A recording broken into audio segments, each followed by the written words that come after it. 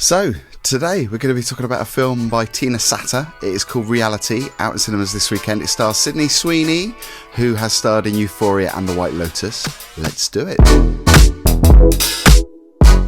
We are Boys on Film. My name is Phil, and look who it is. Look what the cat's dragged in. There's the cat. Oh, hi.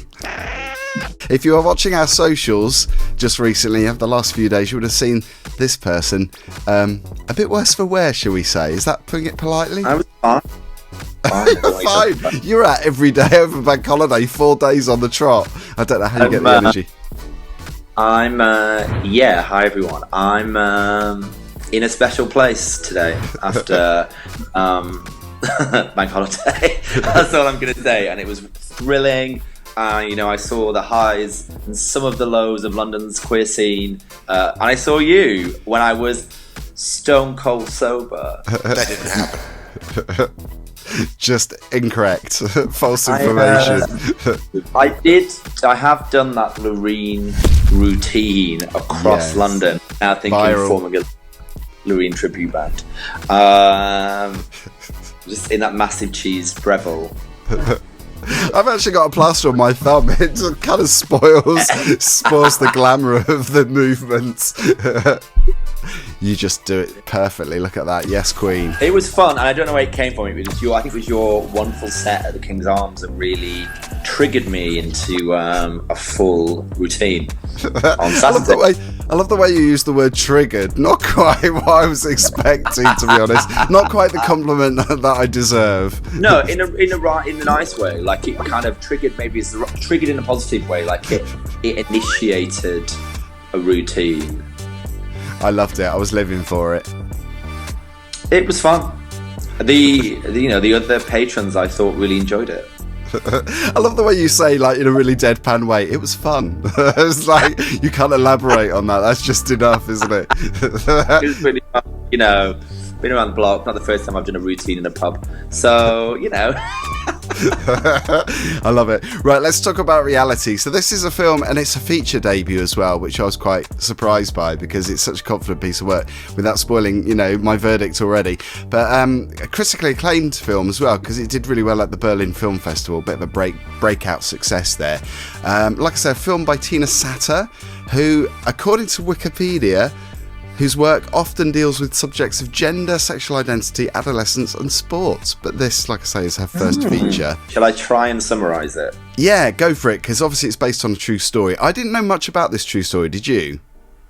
I didn't, actually, but and we'll come to thoughts and interest. But it basically centres around Sydney Sweeney's character, who was a former intelligence specialist in the US military, and tracks her interview verbatim with the FBI as she tries to whistleblow on the 2016 US elections and the Russian interference. And so it tracks her story in a really, I think, quite interesting and fresh way, which is they took the transcripts of the FBI interview and perform the transcripts verbatim. But I thought it was super interesting. I haven't seen something like that for a long time. So, Yeah, definitely. So it's based on a Saturday Afternoon in 2017. There was a play that came out 2 years after, in 2019, called Is This a Room? Which this is obviously an adaptation of. And I've got to say, if you've seen a film called Mass, I don't think you've seen it yet, have you? Mass with Anne Dowd? Which came out a couple of years ago. I think it was really raved about it, I remember. Wow, I mean, yeah, definitely one of my favourite films of that year. It was at the BFI London Film Festival. We reviewed it, gave it 5-star review, and Raj did as well. He loved it too. It's very similar in that sense, where the power really comes from the performances, but also the direction as well. Because I think even if you've got performances, I think you really need to know what you're doing behind the camera to kind of, I don't know, make that even more powerful and believable. So I think that's definitely something that Tina Satter does as a director. I think she kind of makes it quite simple in a way, but I think it's all more powerful for that, because you're really transfixed by the performances. And I've got to say, I was glued right from the start of this, and also throughout the film. I was stuck. You're right. I think, and I can imagine, Phil, you talking about that because about the theatre piece, because it could mean, it's primarily set in her home, so it could be a theatre piece. I think it could rank all as a piece of set work. It's really powerful. There's very little interference. It's not CGI, it's not that kind of stuff. But there's every once in a while just show the sound clip of like. So it's kind of like this is the interview, and then in other moments where things have been redacted, the actors just disappear, like they blink and they disappear where something's been redacted. And it was just very small touches like that I thought was very nuanced and intelligent, really, about as they followed this, to the letter recording. It's actually giving me goosebumps, you talking about that, because I thought that was a really powerful way of making it even more dramatic. The redaction, the black lines in it, is where the cast just disappear. And I just thought that was a very, very clever move. So, and again, you've seen the sound clips, seeing these kind of moments. The cast is kind of small. And in some ways, her pets feature. She's got a dog and a cat, and they're actually kind of like quite leading roles in there. Quite pivotal to the story. So Sydney Sweeney, did you love her in Euphoria and The White Lotus as well?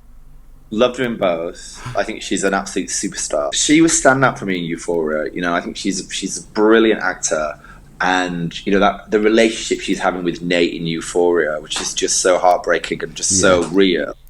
I think she's incredible. And then similar to in The White Lotus, the bit that made me lol is when she's with her friend and they do a bit of ASMR together, which, as you know, you and I are huge ASMR fans.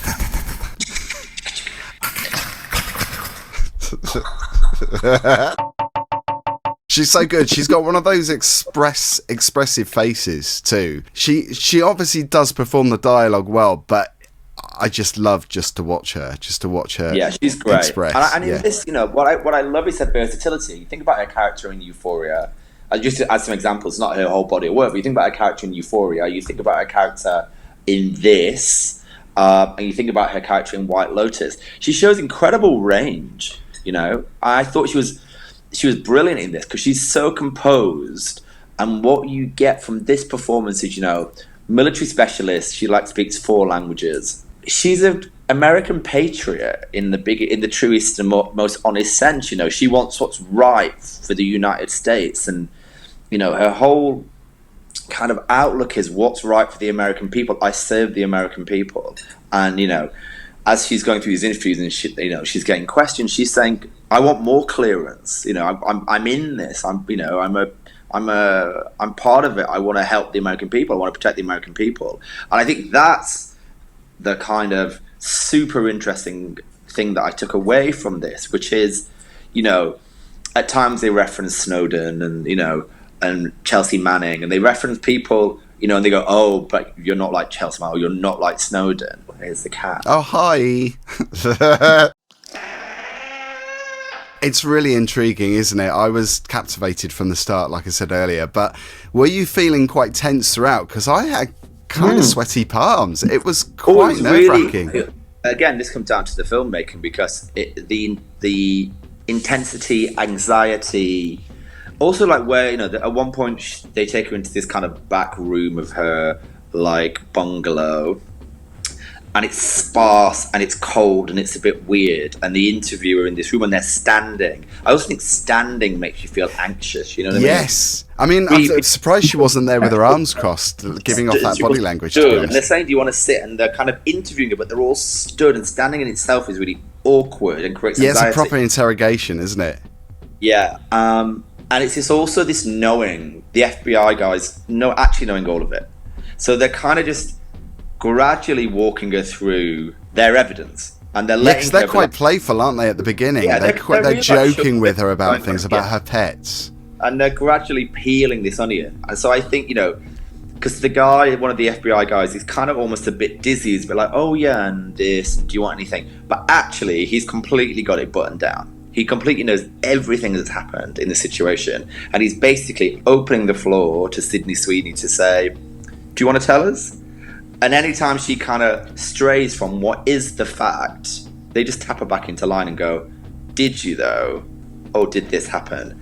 And what's amazing is the fact that they are completely end to end got this stitched up. And for her, it's to reveal the truth.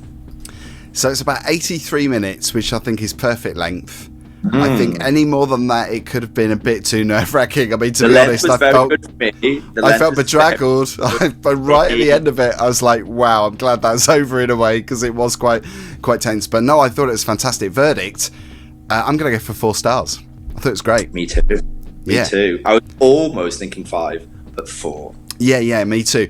But I mean, we've mentioned Sydney Sweeney's, obviously her on-screen presence is terrific, but the supporting cast just really good. I mean, there are a couple of people obviously that have smaller roles, like the guy that stands outside the room, the interrogation room. He's got quite, a good part as well, because he made me feel like, oh, okay, does he really know what he's doing? He's like obviously part of the FBI security, but yeah, it was. I tell you what, I think it was interesting because towards probably the last 5 minutes, you get some of those classic white text on black background narrative.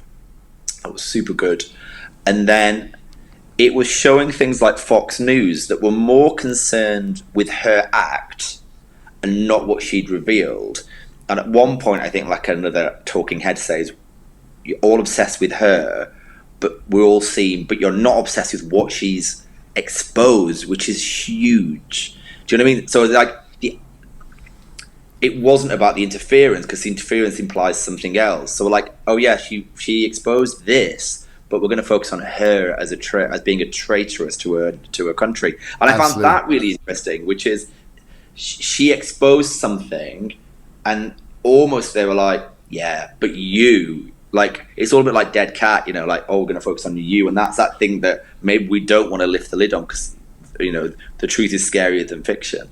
So I thought it was beautifully done, and I thought it came together really well, because given it's a verbatim transcript, I think they brought it together, the whole team brought it together in such a fantastic way. So that's why I'm giving it a high score. I mean, I was on the fence between 4 and 5. I thought it was brilliant.